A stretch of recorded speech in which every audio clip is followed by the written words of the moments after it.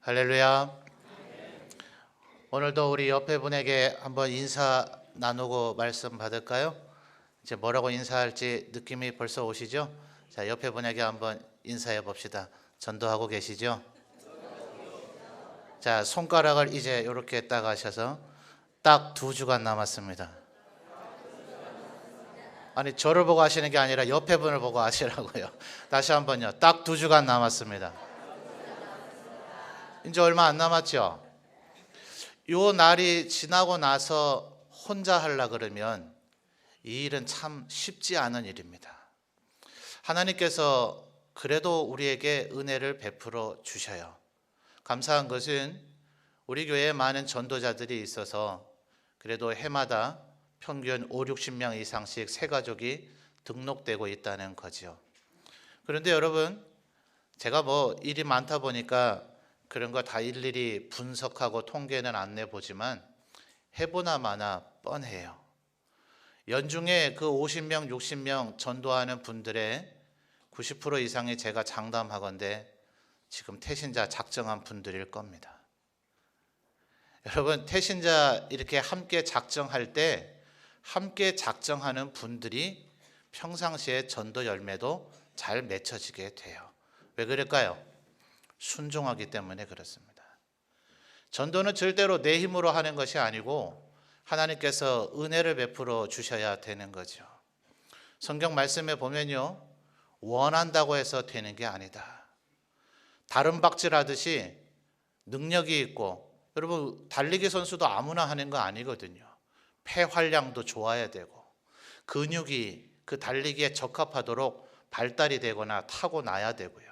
골격의 구조도 그렇게 돼야 운동은 그 종목마다 잘하는 사람들이 있어요. 그런 모든 것을 포괄한 것이 다른 박질하는 자다. 성경이 이렇게 표현하거든요.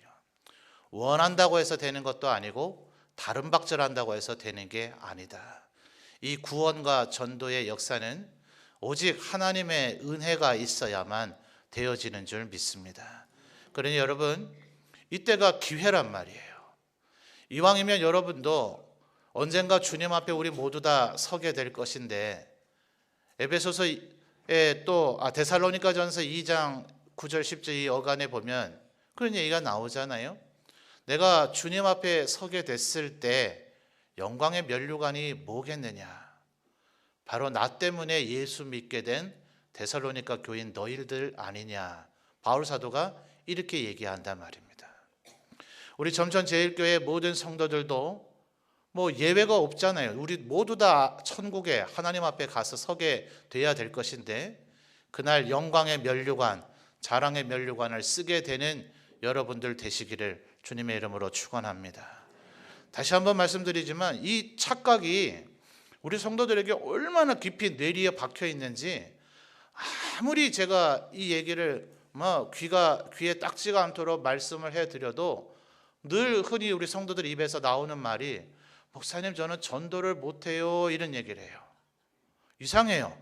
아니, 벙어리가 아니신데 전도한다는 그 생각 속에서는 한 명을 이 교회에다가 모셔다 놓고 그분이 등록카드를 써게 해야만 그걸 전도라고 지금 세뇌가 되어져 있어요. 잘못되어져 있어요. 그거는 전도의 최종적인 열매이긴 하지만 그게 전도의 전부가 아니에요. 여러분이 이 예배당 문을 나가서 누군가에게 빛으로 소금으로 살면, 그리스도의 향기를 발하면, 그리고 구체적으로 여러분이 누군가에게 교회 갑시다, 낮에는 예수 믿읍시다 라고 얘기하면 그것이 이미 전도한 것이란 말이에요. 그분이 예배당 교회로 오느냐 안 오느냐는 여러분에게 달린 게 아니라니까요. 그러면 예수님의 말씀 들은 모든 사람이 다 예수를 믿었어요? 아니잖아요. 예수님의 말씀을 들었던 모든 이들이 확연하게 두 종류로 나눠졌는데 누가 많아요? 예수님을 믿고 따르는 사람보다는 예수님을 십자가에 못 박자고 한 사람이 훨씬 더 많았잖아요. 예수님도 안 되는 일이 왜 여러분이 된다라고 생각하세요? 오직 예수님도 뭐라고 얘기하셨어요? 아버지 하나님께서 내게 주신 자만 내게 올 수가 있었다. 하나님께서 허락하신 자는 내가 하나도 놓치지 않았다. 바로 이것이 영혼 구원의 원리인 겁니다. 그러니 하나님께서 여러분을 통해서 교회 오게 할 사람은 교회 오게 할 것이니까 우리는 그거를 계산하고 염려하고 고민하는 것이 아니라 내 입에서 예수가 그리스도라는 것, 그분을 믿어야 구원받는다는 것만 증언하면, 그러면 천국의 주님 앞에 가서 서게 됐을 때 하나님께서 여러분의 증인이 되어 주실 겁니다. 아무개 성도가 비록 교회 예배당에는 한 명도 데려오지는 못했을지라도 이 사람은 때를 얻든지 못 얻든지 예수를 믿어야 구원다는 말을, 예수를 믿어야 구원받는다는 그 말을 하는 것을 내가 보았다라고 증언할 때 여러분이 영광과 축복을 받게 되어질 줄 믿습니다. 그러니 11월 1일에 누가 올까 안 올까 이거 너무 자꾸 고민하지 마시고 여러분 나가서 다시 한번 옆에 분에게 손가락 탁 이렇게 승리의 V자를 하면서 다시 한번 인사해 봅시다. 딱 2주간 남았습니다. 다시 한번 주먹을 쥐고서 화이팅하는 마음으로 말이죠. 기회를 놓치지 맙시다. 안 하시는 분 계세요. 다시 한번 힘차게 기회를 놓치지 맙시다. 여러분 진짜입니다. 이 기회를 놓치지 않는 우리 성도님들 되시기를 바랍니다. 여러분 이 2주간 동안 아마 오늘 주보에 간주로 들어와 있지는 않죠. 나갈 때 가져가는 거죠. 초청장을 이제 오늘 배부를 하게 될 터인데요. 그래서 이제 여러분의 태신자에게 그것을 주면서 11월 1일 날 이제 오라고 아마 초대를 하셔야 될 것입니다. 여러분 이때 우리가 가장 이제 신경 써야 될 것이 무엇인가? 그것은 결국 기도입니다. 여러분 그 초대장을 오늘 받으시거든 내일부터 물론 다음 주 지나서 마지막 한 주간 우리 성도님들이 참 새벽을 깨우는 것은 쉽지 않고 힘들어하기 때문에 한 주간만 우리 태신자의 결신을 위한 특별 새벽 기도회를 합니다만 사실은 한 주간은 하나님 앞에 너무 적은 날들 아니겠어요? 그리고 11월 1일만이 유일한 구원의 기회는 아니니까 우리 아까 기도하신 장로님도 얘기해 주셨습니다만 이것이 계기가 되어져서 여러분의 태신자 품은 그 영혼을 위해서 그가 주님 앞에 돌아올 때까지 아니면 그분의 생애가 마칠 때까지 아니면 여러분의 생애가 마칠 때까지 끊임없이 기도하시는 우리 성도님들이 되시기를 바랍니다. 여러분 왜 기도를 해야 되는가? 우리는 지난 석주간에 통해서 하나님께서 우리를 얼마나 사랑하시는가를 살펴봤습니다. 제가 지금 빌 브라이트 박사 CCC에서 만들어낸 사형리를 기본 골격으로 지금 말씀을 전하고 있다 말씀드렸죠. 사형리의 첫 번째 원리가 뭡니까? 하나님은 당신을 사랑하시며 당신을 위한 놀라운 계획을 가지고 계시다. 하나님께서 우리 모든 사람들을 사랑하시고 우리에게 복 주시려고 대단하고 아주 위대한 계획을 갖고 계시는 줄 믿습니다. 근데 두 번째 원리에서 뭐라 그래요? 사람은 죄에 빠져 하나님으로부터 떠나 있습니다. 그러므로 사람은 하나님의 그 사랑과 계획을 알 수 없고 그것을 체험할 수 없게 된 거예요. 얼마나 안타까워요. 바로 죄 때문에.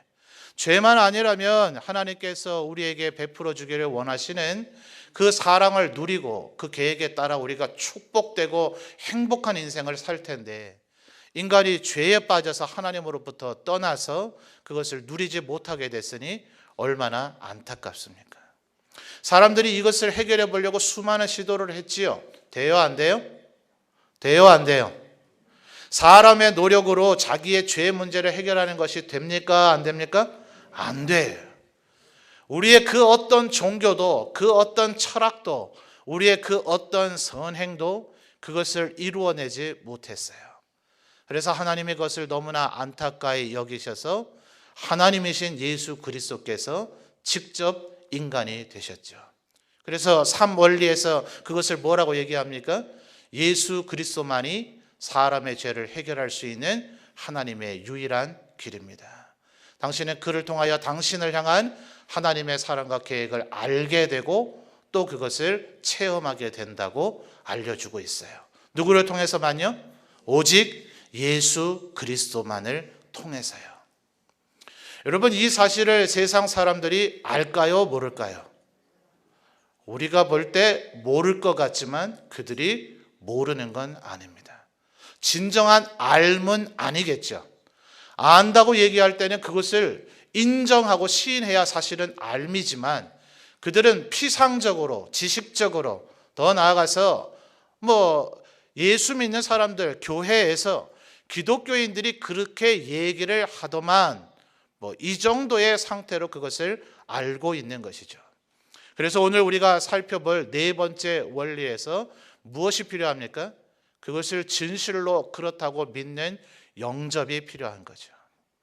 예수 그리스도를 나의 구주, 나의 하나님으로 영접할 때야만 비로소 그 하나님의 사랑과 계획을 알게 되고 그것을 체험하게 되는 자리에 이르게 되는 거죠. 그러므로 요한복음 1장 12절에서도 뭐라 그럽니까? 영접하는 자, 그 다음 뭐예요? 곧 그 이름을 믿는 자들에게는 뭘 주세요? 하나님의 자녀가 되는 권세를 주신다라고 얘기한 거죠.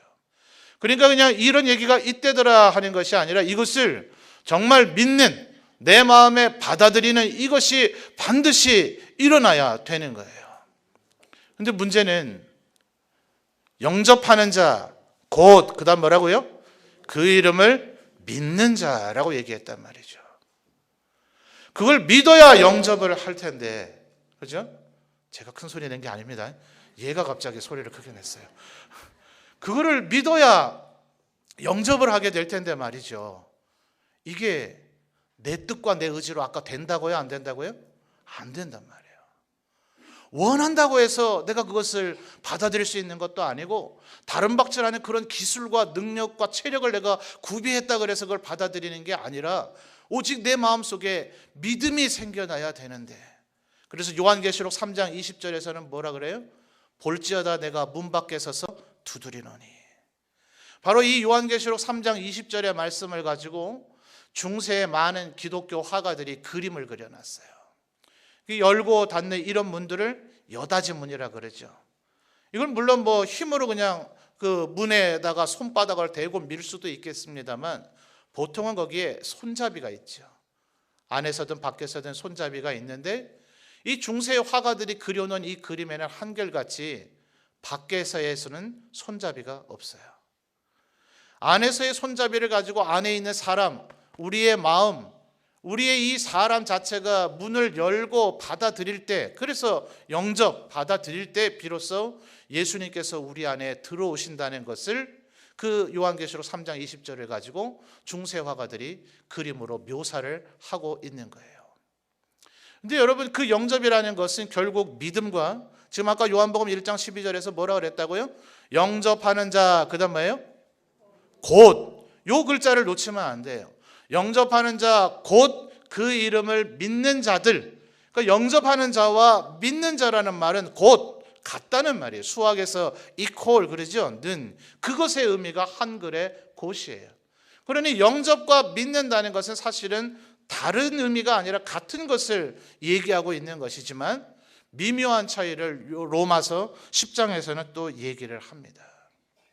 네가 만일 네 마음으로 예수 그리스도를 주로 시인하고 그다음에 마음으로 믿고 그다음 뭐예요? 입으로 시인하면 구원에 이른단 말이죠.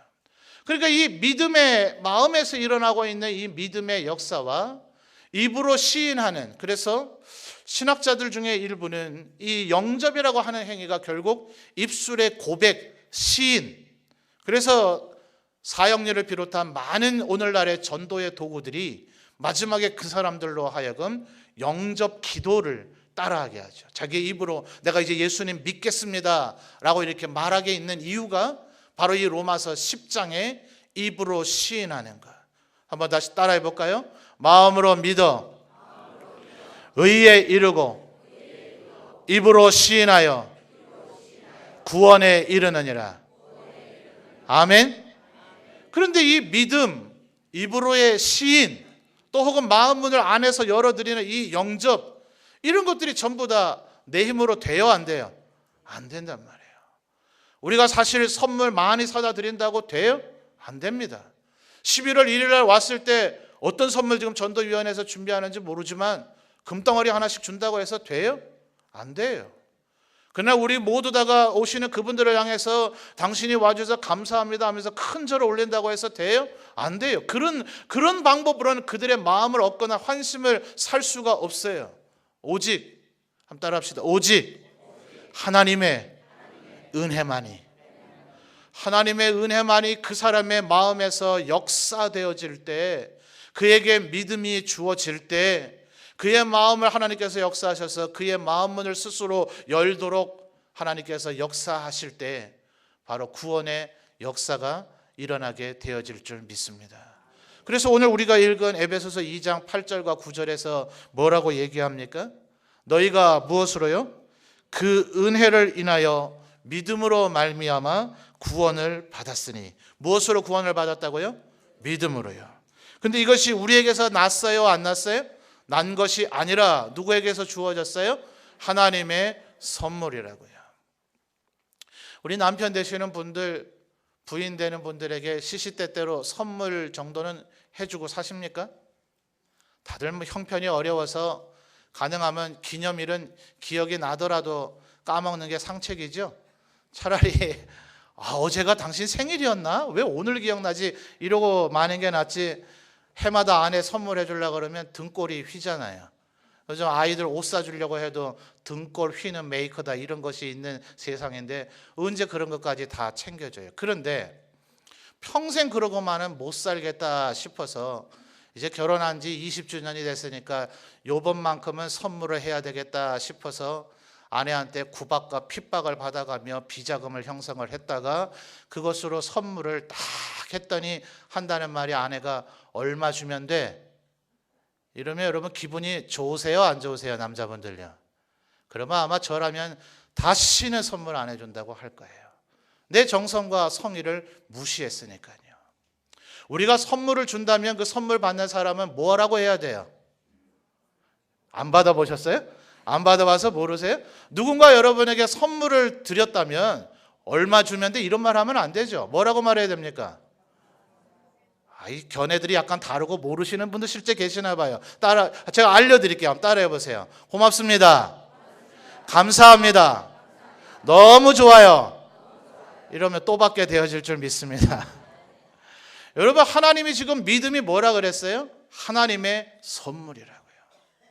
그러니까 하나님께서 이걸 주실 때 우리가 능력이 있어서 받아내는 게 아니라 정말 겸손한 마음으로 하나님 앞에 감사를 표하면 될 일인 줄 믿습니다.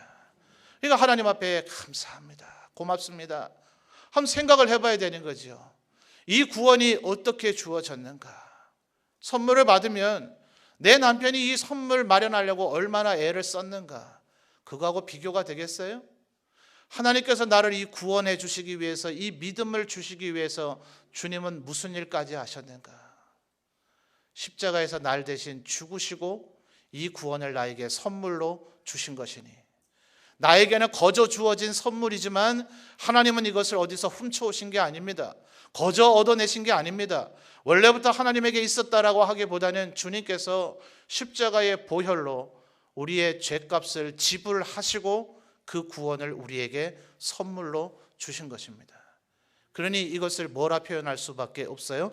그래서 2장 8절에 너희는 그 뭐라고요? 은혜에 의하여. 이러니 이것을 은혜로밖에 표현할 수가 없는 것입니다. 주님이 날 대신해서 죽으신 그 죽음, 그 보혈의 공로, 그것으로 말미암아 나에게 믿음이 주어진 것이니 이것을 우리가 은혜라고밖에 할 수가 없는 거죠. 근데 문제는 이 은혜, 바로 이 믿음, 이 하나님의 선물이 우리의 태신자에게 주어져야만 우리의 이 모든 노력이 비로소 열매를 맺게 되어진단 말이에요. 그러니 여러분, 아마 우리 153이 축복 전도 운동을 하면서 교회가 요청한 것들을 여러분이 다 하신 분들은 아마 그다지 많지가 않을 겁니다. 사실 원래 제가 처음에 부임했을 때 이 운동을 777 운동이라고 불렀죠. 기억나세요? 777 운동의 의미가 뭐였어요? 7주간 동안 7가지 방법을 몇 명에게요? 7명에게 시도해보자 하는 그런 것이었어요. 근데 사실은 정말 액면 그대로 그렇게 하려고 그러면 여러분 생업도 있고 삶에 참 분주한 일들이 많은데 매주 7명을 만나야 돼요. 쉬워요? 어려워요? 너무나 어렵기 때문에 그래서 수치를 조금 낮춘 거예요. 한 사람이 이제는 몇 명요? 5명을 마음에 작정해서 열심히 전도해서 그날 최소한 3명이라도 모시고 오도록 노력을 해보자 하는 거예요. 그런데도 불구하고 여러분, 이 153 축복 전도 운동을 몇 주간 합니까? 여전히 7주간 하고 있어요. 여러분이 지금 꼼꼼히 체크하고 보시고 계신지는 모르지만 전도위원회에서 7주간 동안 최소 몇 가지 일을 여러분에게 요청합니까? 7가지 일들을 요청하고 있어요. 태신자를 작정하여 주시라. 그리고 뭐 가서 우리 교회 자랑을 하라든지, 태신자를 자랑을 하라든지, 복음의 간증을 하라든지, 여러분의 개인적인 선물을 준비해서 드리라든지, 초청장을 드리라든지, 그리고 다시 마지막으로 한 주간 그 영혼을 위해서 기도하라든지. 다 하고 계셨어요? 이제 솔직히 제가 냉정하게 볼 때에도 이 7가지를 다 한다는 것은 그다지 쉽지는 않아요. 7명의 사람을 5명으로 낮춰드렸다 하더라도 이것을 하기는 쉽지 않아요. 그런데 여러분, 이 7가지를 다 못했다 하더라도 꼭 해야 되는 한 가지가 있습니다. 그게 뭐라고요? 바로 그 영혼을 위한 기도입니다. 왜요? 그 영혼이 하나님 앞으로 예수 믿고 구원받고 돌아오는 것은 내가 가서 하는 그 아름다운 아주 수려한 그 몇 마디 말로 좌우되는 게 아니기 때문에, 전도위원회에서 제공하든 내가 마련해서 가져다 주든 내가 주는 그 선물에 의해서 그 사람의 마음이 좌우되는 게 아니기 때문에, 오늘 여러분이 갖다 드리는 그 초청장 때문에 그 사람의 마음이 왔다 갔다 하는 것이 아니기 때문에요. 11월 1일 날 우리 교회의 이 사랑과 이 은혜로운 이 분위기가 그 사람의 마음을 좌지우지하는 것이 아니기 때문에요. 그날 드리는 선물 때문에 그 사람의 마음이 왔다 갔다 하는 것이 아니기 때문에요. 다시 한번 따라 합시다. 오직 하나님의 은혜만이, 오직 하나님의 은혜만이 그 사람의 마음에 믿음을 주시고 그 사람이 이 진리의 복음의 말씀을 영접하도록 역사하여 주실 줄 믿습니다. 누구 손에 달렸어요? 하나님 손에 달린 것이죠. 그러니 우리가 하나님 앞에 기도해야 되어질 줄 믿습니다. 뭐라고 기도할까요? 하나님, 긍휼을 베풀어 주옵소서. 불쌍히 여겨 주옵소서. 하나님께서 저 사람에게 믿음을 주지 아니하시면, 저 사람을 구원하여 주지 아니하시면 저 사람 지금 죽음을 향해, 영원한 죽음을 향해, 멸망을 향해, 지옥을 향해 걸어가고 있으니 주님 불쌍히 여겨 주옵소서. 이렇게 기도해야 되어질 줄 믿습니다. 그래서 여러분, 로마서 9장의 말씀을 보면 이 바울 사도와 에서와 야곱을 가지고 이 얘기를 합니다. 하나님께서 창세기에 보니 그 어머니 리브가가 야곱과 에서를 낳기 전에 하나님께서 이미 그런 얘기를 하시죠. 나는 야곱을 사랑하고 에서를 미워하였다고요. 그러니 여러분, 똑같이 여러분이 태신자를 작정하더라도, 똑같이 여러분이 그분을 11월 1일에 모시고 오더라도, 똑같이 그분에게 우리의 모든 정성을 기울이더라도 반드시 야곱과 에서와 같이 나눠지는 자들이 있어요. 그래서 하나님께서 뭐라고 얘기하시느냐 하면, 나는 긍휼히 여길 자를 긍휼히 여기고 불쌍히 여길 자를 불쌍히 여긴다고. 야곱이 잘나서 그렇게 된 것이 아닙니다. 이삭이나 리브가가 야곱을 편애해 주었기 때문에 그렇게 된 것이 아닙니다. 오직 하나님이 야곱을 긍휼히 여겼기 때문에. 그래서 여러분, 성경을 잘 보시다 보면 예수님 앞에 나왔던 많은 사람들이 주여 나를 긍휼히 여기소서 이렇게 기도했던 순간순간들이 얼마나 많은지 모릅니다. 또 복음서의 뒤에 나타나는 서신서, 바울의 서신, 야고보의 서신, 요한의 서신, 베드로의 서신들을 보더라도 하나님께서 우리를 긍휼히 여기실 때, 불쌍히 여기실 때, 단순히 불쌍히 여기는 것이 아닙니다. 우리에게 연민의 정만 갖고 계신 것이 아닙니다. 하나님께서 우리를 향한 애끓는 그 마음을 가지실 때, 그래서 우리의 영혼이 거듭나게 되어지고 우리의 마음에 믿음이 자리 잡게 되어지고 하나님의 복음의 말씀이 들려지게 되는 이 모든 일들에 대한 근원적인 역사가 바로 주님의 은혜, 주님의 긍휼에 의해서 좌지우지가 되어지더라 하는 것이에요. 그러니 여러분, 이 2주간 이제 마지막 우리가 최선의 노력을 경주해야 될 것입니다. 초청장도 갖다 드려야 될 것이고 지혜로운 말로 그를 초대하기도 해야 될 것입니다. 여러분 또 한번 따라해 볼까요? 리더는 다음 주에 온다는 거짓말에 익숙해져야 된다. 여러분 이것은 전도하는 여러분만의 이야기가 아닙니다. 여러분 우리의 구역장 리더들, 구역장님들, 권찰님들, 전도의 임원들, 교역자들 이걸 늘 마음속에 새겨야 돼요. 뭐라고요? 리더들은요. 다음 주에 온다는 뭐예요? 다음 주에 온다는 뭐라고요? 거짓말에 익숙해져야 된다고요. 이 인간이 온다 하더니 안 오네 이러면 안 된단 말이에요. 다음 주에 꼭 올게요. 11월 1일에 꼭 올게요. 이게 뭐라고요? 10중 8구 뭐라고요? 거짓말일 가능성이 많다고요. 이걸 미리 예견하고 익숙해야만 그가 진정한 하나님의 종이요 교회의 리더들이란 말이에요. 그러니까 여러분 초청장 갖다 주면 그분이 온다고 할까요? 안 할까요? 온다고 안 할 가능성이 훨씬 많습니다. 온다고 해놓고 다 옵딜까요? 안 옵딜까요? 지난 우리 5, 6년간 뭐 그 이상 훨씬 많이 해봤잖아요. 온다 하시고 오세요? 안 오세요? 안 오세요. 전에 우리 전도왕 간증 들을 때 기억나십니까? 그날 온다고 했는데 이분이 안 와가지고선 딴 데 가서 그분 기다리다가 애 같아가지고 엉뚱한 분 붙잡고 끌고 왔다 하는 얘기 기억 안 나세요? 대구에서 오셨던 그 팔 한쪽에 장애가 있으신 집사님 그런 얘기도 하셨잖아요. 여러분 온다고 얘기해도 그날 안 오십니다. 그러니까 그날 분주하게 움직이셔야 됩니다. 올해 우리 11월 1일에 이 오전에 예배를 몇 번 드린다고요? 몇 번 드려요? 2번 드려요. 첫 번째 1부 예배 몇 시에 드려요? 9시에 드리고요. 2부 예배는 몇 시에 드려요? 11시에 드려요. 여러분 이게 우리 성도님들이 지금 기억 못하고 계실 분이 분명히 계시기 때문에 제가 이것을 자꾸 따라하게 합니다.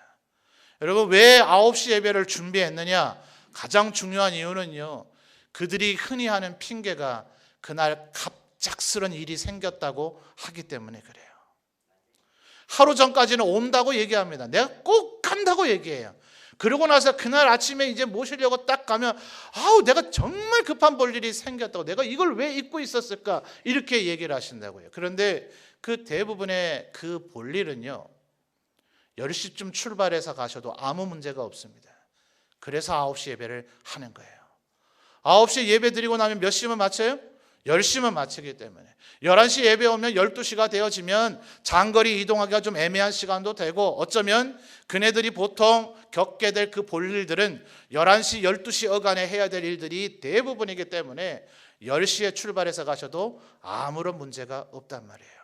그러니 여러분 꼭 염두에 두셨다가 일단은 11시를 제시하시더라도 임박했을 때는 그 비장의 카드로 좀 숨겨놓으시는 게 좋아요. 초청장에다 새겨져 있지만 그거는 꼭 짚어주지 말고 왜냐하면요 9시 예배가 있다는 걸 미리 예고를 해드리면 이분은 8시부터 출발해야만 될 일이라고 꼭 얘기하게 되어져 있어요. 그러니까 절대로 짚어주지 말고요 교회 안 다니는 사람들도 교회는 11시에 예배 드린다는 건 다 알아요. 그러니까 의뢰껏 여러분이 시간을 안 짚어드려도 11시에 나보고 오라고 하는 소리라고 그들이 짐작하고 있기 때문에 당일날 아침에 뭐라고요? 9시도 있어. 따라해 봅시다. 9시도 있어. 이렇게 작전을 잘 짜시면 반드시 한 분은 모시고 오게 되어질 줄 믿습니다. 그래서 9시에 모시고 오세요. 9시도 모시고 오시고 11시도 모시고 오시고 그날 우리 성도님들은 특단의 마음의 결심을 하셔야 돼요. 나는 9시에 한번 올인한다 11시에 한번 올인한다 이러면 안 되고요. 일단 11시로 약속을 했더라도 8시부터 막 돌아다니면서 가자 빨리 교회 가자 하면서 9시에도 모시고 오고 11시에도 모시고 오는 그런 작전을 행하셔야 됩니다. 여러분 9시 할 설교하고 11시 할 설교가 같을까요? 다를까요? 기본 골격은 같지만 내용이 조금 달라지게 되어집니다. 제가 녹음기가 아니에요. 버튼 누른다고 해서 똑같은 얘기 앵무새처럼 되뇌이는 사람이 아니거든요. 여러분 9시에 예배 한번 드린 분이 11시에 또 예배 드리면 큰일이 이건 어떤 면에서 큰일 맞군요. 큰일이 안 일어나요. 여러분 2번 예배 드리도록 유도하셔도 됩니다. 여러분 과거에 제가 섬기던 교회에서는요 오전 8시에 예배를 시작을 해가지고 오후 4시까지 계속해서 1시간 반격으로 계속해서 예배를 드렸어요. 그래서 하루에 3,000명 가까운 인원을 끌고 모았던 적이 있습니다. 그 중에는 2번, 3번 예배를 드린 이들도 있어요. 여러분, 어떤 예배는 우리에게 아무런 일이 일어나지 않지만 똑같은 사람이 찬양하고 똑같은 사람이 기도하고 똑같은 사람이 설교하는데 어떤 예배에는 무슨 일이 일어나요? 하나님의 은혜가, 하나님의 긍휼이 그 마음을 역사하셔서 그가 눈물 흘리며 하나님을 영접하게 되어지는 일이 일어나게 되어질 줄 믿습니다. 2번의 기회를 마련한 거예요. 그러니 여러분, 이 기회를 절대로 놓치지 마시고, 아마 여러분이 작정하고 있는 태신자는 여러분의 배우자, 여러분의 가족, 여러분의 친척, 여러분의 친지, 정말 여러분에게 이 세상 무엇과도 바꿀 수 없는 소중한 분들이 대부분인 줄 압니다. 여러분, 우리의 남아있는 이 2주간 힘을 다해 기도하십시다. 우리의 모든 지혜를 하나님께 달라고 간구하십시다. 그리고 열심을 한번 내보십시다. 그래서 여러분을 통해 누군가 예수님을 알게 되고 혹은 예수님을 믿게 되고 혹은 교회에 나오게 되어질 때에 여러분이 주님 앞에 서게 되는 날, 그들이 여러분의 자랑의 면류관이 되어질 줄 믿습니다. 우리를 자신을 위해서도 하나님의 이것이 필요하기 때문에 마지막으로 다시 한번 따라합시다. 주님, 긍휼을 베풀어 주옵소서. 손을 우리 간절히 한번 가지런히 모으고 기도하는 마음으로 한번 얘기할까요? 주여, 긍휼을 베풀어 주옵소서. 주여, 긍휼을 베풀어 주옵소서. 여러분, 이 마음 가지고 우리 주일 오전이지만 한 1분만 우리 간절히 기도합시다. 하나님, 우리 이제 2주간, 남아있는 2주간 우리의 태신자들에게 할 수 있는 대로 복음을 전하기를 원하는데, 주님, 제가 의지가 약한 것 아시죠? 제가 능력 없는 것 아시죠? 제 입술 아둔한 것 아시죠? 그러나 내 태신자 꼭 구원받아야 될 사람이니 주님, 나에게 그 사람의 마음에 긍휼을 베풀어 주옵소서. 우리 1분간만 간절히 기도하겠습니다. 하나님 아버지, 우리 청천제일교회 성도들을 주님 축복하여 주시고 권능과 능력을 베풀어 주옵소서. 우리들이 153 축복 정도의 운동을 준비하고 이제 11월 1일을 작정하며 마지막 2주간 힘을 다해 전도하고자 합니다. 주님, 우리가 가진 것 아무것도 없고 능력도 없고 권능도 없사오니 주님, 우리의 입술의 말로는, 우리가 주는 선물로는, 우리의 그 어떤 노력으로는 오직 주님의 은혜가 있지 아니하고서는 아무런 일도 행하지 못할 줄 아오니 주님, 긍휼을 베풀어 주옵소서. 은혜를 베풀어 주옵소서. 오직 하나님의 은혜만이, 주님이 우리에게 베풀어 주시는 그 긍휼만이 그 사람의 마음에 믿음을 주시고 그 사람이 주님을 영접하게 되며 그 사람을 이 주님을 믿고 입으로 시인하여 주님 앞에 구원받으며 나오게 되어질 줄 믿사오니 주님, 긍휼을 베풀어 주옵소서.